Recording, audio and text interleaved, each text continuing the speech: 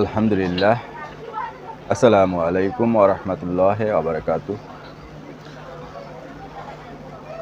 আরও একটা এপিসোড নিয়ে আপনাদের সামনে হাজির হয়েছি। এক নজরে কোরআনের বলেছিলাম যে ধাপে ধাপে আপনাদেরকে শোনাবো।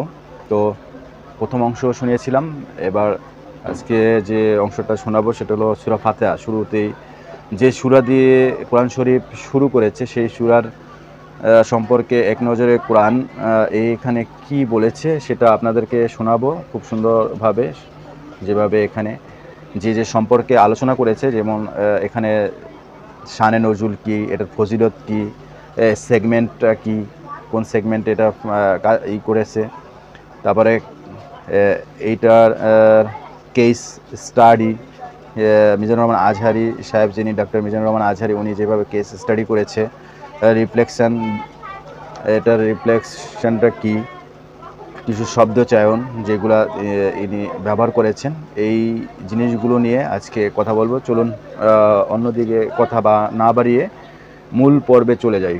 তো আমরা আজকে সূরা ফাতিহা নিয়ে কথা বলবো ইনশাআল্লাহ। চেষ্টা করব আপনাদেরকে সূরা ফাতিহার ব্যাপারে যতটুকু আপনাদের সামনে চেষ্টা করা যায় ততটুকুই আসলে চেষ্টা করব যে আপনাদের সামনে উপস্থাপন করার জন্য। সূরা ফাতিহাটা মূলত তিন ভাগে ভাগ করা হয়েছে, তিনটা স্তরে ভাগ করা হয়েছে। প্রথম অংশ হলো আল্লাহর প্রশংসা করা হয়েছে। দ্বিতীয় যে স্তরটা, সেই দ্বিতীয় স্তরে আমরা শুধু যে আল্লাহর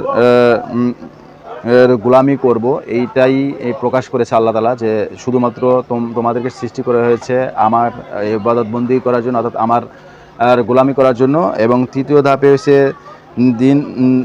দিন রাত সঠিক পথে পরিচালনা করার জন্য। তৃতীয় যে ধাপটা সেটা হলো নিজেদেরকে সঠিক পথে পরিচালনা করা। এই তিনটা ধাপে সূরা ফাতিহাকে ভাগ করা হয়েছে এবং তিনটা ধাপে সূরাটা বিশ্লেষণ করা হয়েছে। কারণ সূরাটা এভাবেই, সূরা প্রথম দিকে হলো আল্লাহর প্রশংসা করা হয়েছে। সূরা ফাতিহার প্রথম অংশগুলোতে আল্লাহর প্রশংসা করা হয়েছে। দ্বিতীয়তে আল্লাহর কি কাজ করতে হবে, অর্থাৎ আল্লাহর গোলাম হিসাবে যে আমাদের যে কাজ আছে দুনিয়াবি কাজের মধ্যে না ডুবে আল্লাহর কাজ করতে হবে, সেই জিনিসটা বর্ণনা করেছে। এবং তৃতীয়ত যেটা বর্ণনা করেছে সেটা হলো যে তার যে দায়িত্ব এবং কর্তব্য আমাদের যে উপরে ন্যস্ত করেছে, যে দিন রাত আমরা কোন কাজে ব্যস্ত থাকবো, সেই জিনিসগুলো আল্লাহ তাআলা এই সূরার মাধ্যমে আমাদেরকে জানিয়ে দিয়েছে।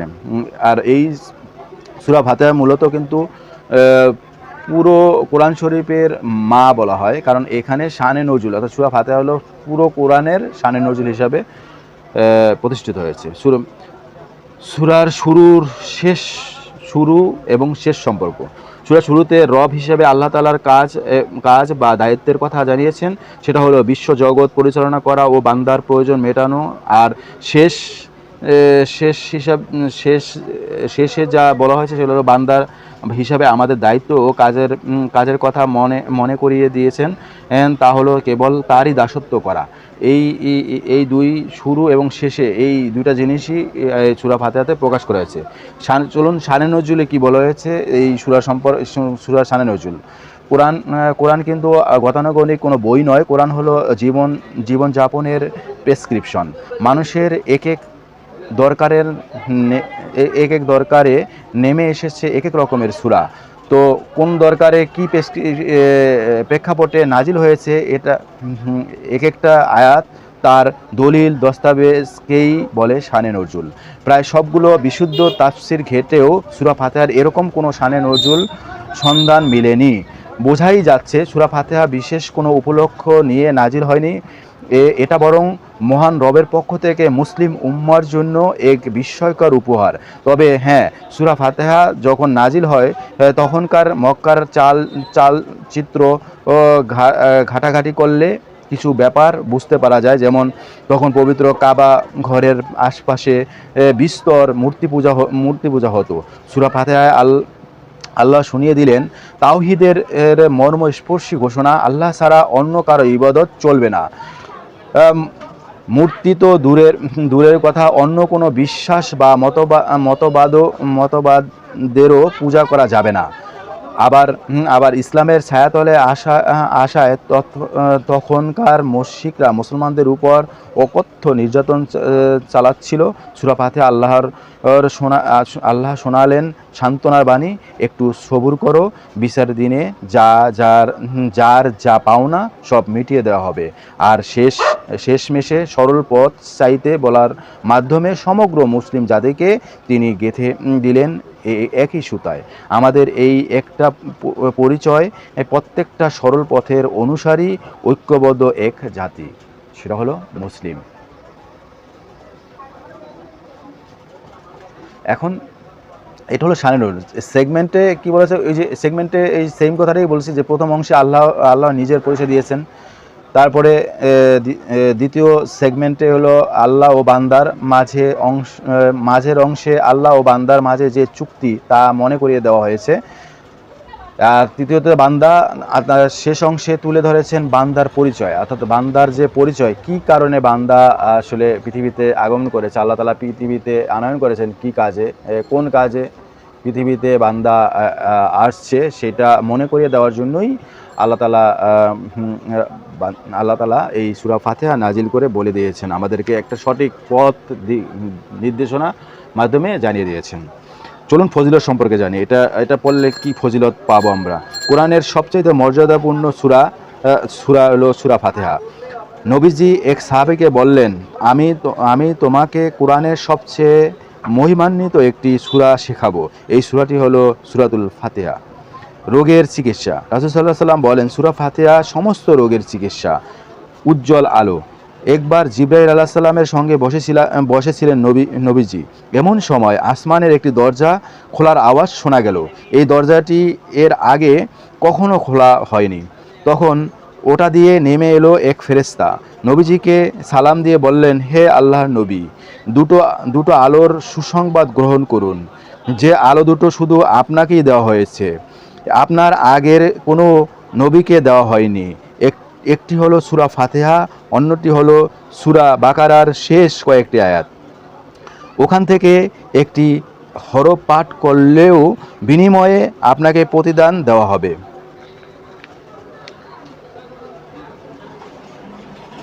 এরপরে এই এক নজরে কোরআনে এটাকে যে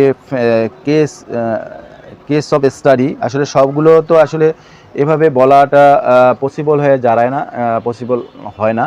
তো এই জন্য আসলে আমি অনেক সময় আছে যে এটা কিছু অংশ আসলে সঠিকভাবে উপস্থাপন করতে গেলে অনেক সময়ের ব্যাপার। তো আমি যেগুলো মূলগুলো সেগুলো আপনাদের সামনে শেয়ার করেছি।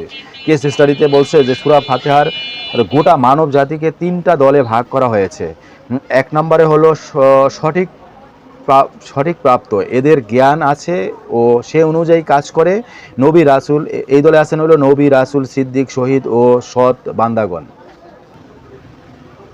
তাহলে কি বললাম যে এক নম্বরে হলো সঠিক পথ প্রাপ্তি, এদের জ্ঞান আছে ও সে অনুযায়ী কাজ করে নবী, রাসূল, সিদ্দিক, শহীদ ও সৎ বান্দাগণ। 2 নম্বরে হচ্ছে আল্লাহর গজব প্রাপ্ত, অর্থাৎ জ্ঞান আছে ঠিকই কিন্তু সে অনুযায়ী কাজ করে না, ইহুদিরা এই দলের আওতায়। 3 নম্বরে পথভ্রষ্ট, এরা টুকটাক ধর্মকর্ম করে কিন্তু সেটা জ্ঞানের ভিত্তিতে নয়, মনে আমল আছে কিন্তু ইলম নেই। এই পথভ্রষ্টদের সবচেয়ে ভালো উদাহরণ খ্রিস্টানরা। আল্লাহ তাআলা অসংখ্য ঘটনার মাধ্যমে বারবার আমাদের সামনে এই 3 দলের পরিচয় স্পষ্ট করেছেন। এখন আমাদের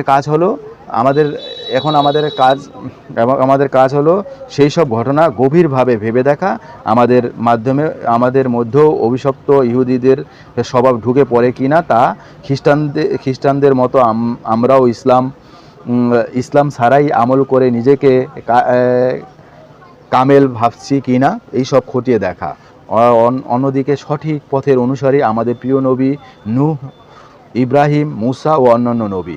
এছাড়াও সঠিক পথ পেয়েছেন লুকমান, আসহাবে কাহাবের যুবকরা।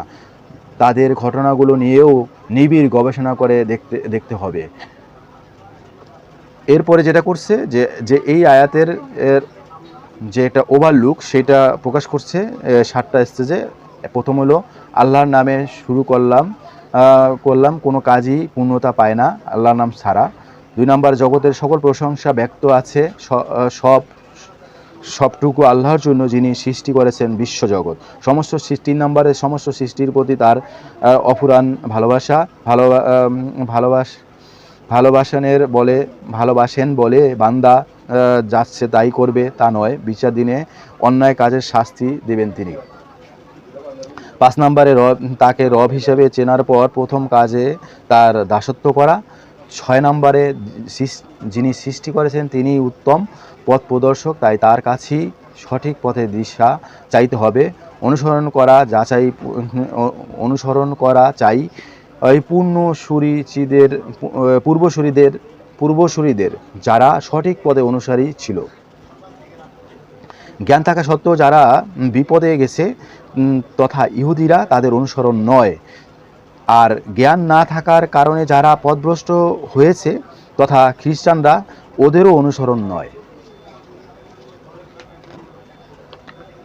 তো এই হলো সূরা ফাতিহার এই যে এইটা মোটামুটিভাবে এইভাবেই বর্ণনা করেছেন এই সূরা ফাতিহার।